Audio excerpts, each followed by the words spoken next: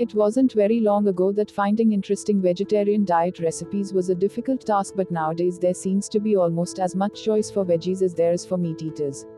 But does that mean that as a non-meat eater you always have to search out a specifically vegetarian cookbook? No, not necessarily. Before vegetarian recipes became so popular and plentiful, us veggies used to find a meat recipe that sounded good, then just replace the meat and dairy elements with substitutes.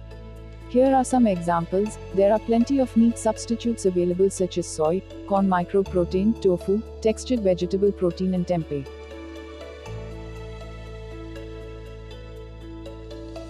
In fact, many of them are sold in the shape of chicken pieces, mincemeat, steaks, burgers, sausages and all sorts of other shapes and forms, which make them even easier to substitute in a recipe. But you can use your imagination and use beans instead of meat pieces in dishes such as soups. The same goes for dairy ingredients. Instead of adding slices of dairy cheese to the top of a dish, try soy cheese.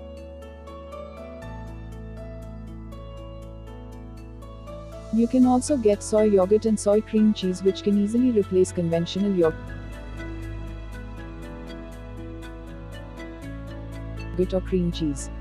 Instead of adding dairy milk to a recipe, you can add soya milk.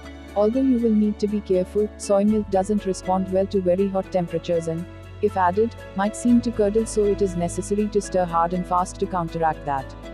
Don't worry, it won't spoil it, you just need to stir.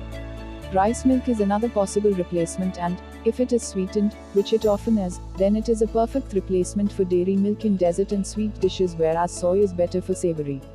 In many recipes it is possible to make these simple replacements and end up with a delicious non-meat or non-dairy dish.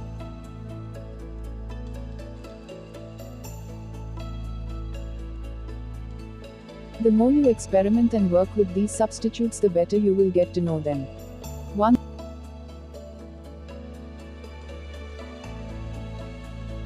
big difference between meat substitutes and real meat is the lack of fat in the substitute, which means that not only is it more likely to absorb moisture, but it has no intrinsic fat of its own in which to cook, so additional oil may be needed.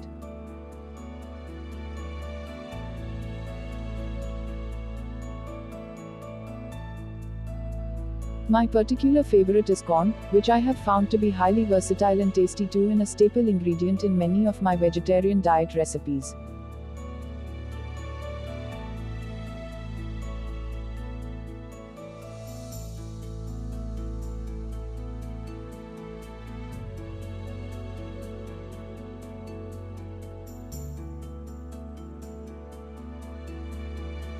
For more such educational content, subscribe to Vishnu Consultants.